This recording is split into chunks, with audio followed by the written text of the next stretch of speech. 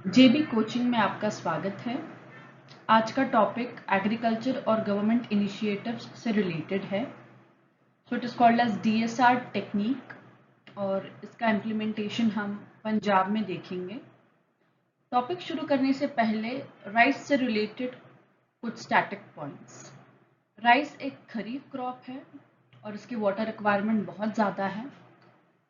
अगर हम rice bowl of India देखें तो Andhra Pradesh rice bowl of India है जो तकरीबन 77% ऑफ राइस कंट्रीब्यूट करता है। राइस बोल ऑफ वर्ल्ड की बात करें तो थाईलैंड और वियतनाम है जो 48% ऑफ द वर्ल्ड का राइस प्रोड्यूस करते हैं। So coming back to our topic कि डायरेक्ट सीडिंग ऑफ राइस का इनिशिएटिव क्या है, गवर्नमेंट ने क्या क्या इंसेंटिव्स दिए हैं और इसे अडॉप्ट क्यों नहीं किया जा रहा पंजाब में। हालांकि ये देखा गया है कि डीएसआर टेक्निक ट्रेडिशनल टेक्निक से काफ़ी बेहतर है और इसके कई सारे फायदे हैं, लेकिन इसका अडॉप्शन बहुत ज़्यादा नहीं दिखाई दे रहा। आइए शुरू करते हैं। कॉन्टेक्स्ट की बात करें तो पंजाब गवर्नमेंट डीएसआर टेक्निक को बहुत प्रमोट कर रहा है और जैसे कि मैंने पहले भी बताया कि डीएसआर टेक्निक के काफ़ी सारे फ़ायदे हैं अगर हम ट्रेडिशनल ट्रांसप्लांटेशन से उसे कंपेयर करें तो, लेकिन पंजाब में इसे इतना अडॉप्ट नहीं किया जा रहा। So let us analyse this news.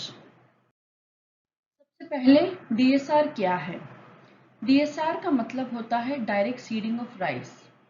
इसे तार वतार टेक्निक भी कहते हैं और गवर्नमेंट ने इस साल इंसेंटिव जारी किया है 1500 पर एकड़ का। और अगर हम लास्ट ईयर की बात करें तो सिर्फ 1.73 लाख एकर्स ऑफ लैंड ने अडॉप्ट किया है डीएसआर टेक्निक। ये बहुत कम है अगर हम 79 लाख एकर्स से उसे कंपेयर करें तो। गवर्नमेंट ने 2024 के लिए एक टारगेट भी रखा है कि हम 7 लाख एकड़ लैंड जो है डीएसआर के अंडर लाएंगे।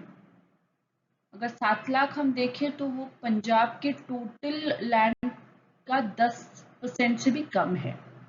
तो टारगेट बहुत कम है, लेकिन देखते हैं इसे अडॉप्ट क्यों नहीं किया जा रहा।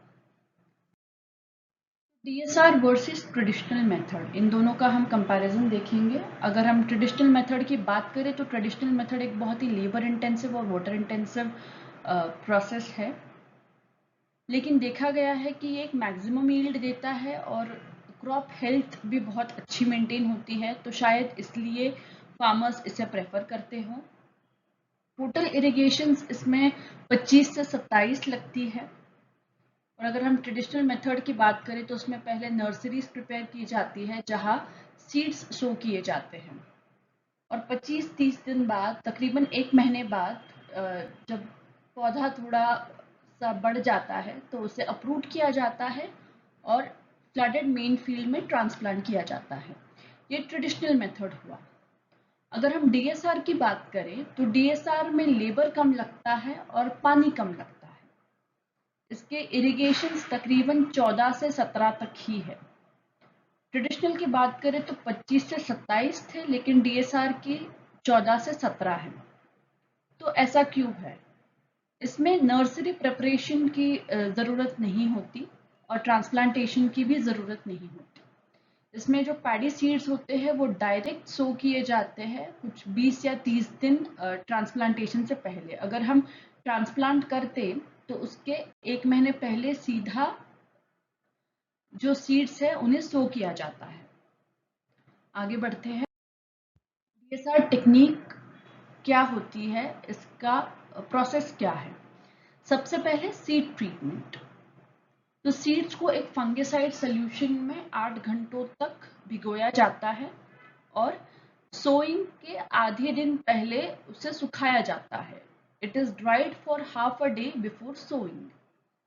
अगर हम इरिगेशन और लेवलिंग की बात करें तो सीडिंग के पहले या सोइंग के पहले उस फील्ड को इरिगेट किया जाता है और लेजर लेवल्ड किया जाता है सीड ड्रिल या लकी सीडर के माध्यम से। लेजर लेवलिंग जो होता है वो लैंड को हम स्मूथ आउट करते हैं ताकि कोई अंड्यूलेशंस ना हो। इसके बाद पैडी सीड्स को डायरेक्टली सो किया जाता है 20 या 30 दिन prior to when they would have been transplanted traditional method में। पहला राउंड ऑफ इरिगेशन होता है 21 दिन बाद, और उन 21 दिन बाद 14 to 17 मोर राउंड्स होते हैं इरिगेशन के 7 से 10 दिन के इंटरवल में। और ये इरिगेशन डिपेंड करता है सॉइल टाइप पे और मॉनसून की क्वालिटी पे कि कितनी बारिश हुई है। ज़्यादा बारिश है तो उनके इंटरवल्स थोड़े बढ़ा दिए जाएंगे, अगर कम बारिश हुई है तो फिर वो डे इंटरवल्स को कम किया जाएगा। और फाइनल इरिगेशन जो होता है वो हार्वेस्ट के 10 दिन पहले किया जाता है। अब कुछ इम्पॉर्टेंट टर्म्स लेजर लेवलिंग की जो हम बात कर रहे थे पिछली स्लाइड में। सो लेजर लेवलिंग एक लैंड सरफेस को स्मूदन आउट करने का नाम है, तकरीबन ±2 centimetre from its average elevation. अगर गड्ढा है तो उसे भरा जाएगा, अगर हिली है तो उसे कट किया जाएगा। ये किया जाता है लेजर इक्विप्ड ड्रैग बकेट्स के साथ। सीड ड्रिल एक मशीन है, ये फार्मर्स को बीज बोने में मदद करता है ताकि एक वेल स्पेस्ड रो में जाए, स्पेसिफिक डेप्थ पे जाए और उनका सीड रेट भी सेम हो। इससे एफिशिएंसी बढ़ती है।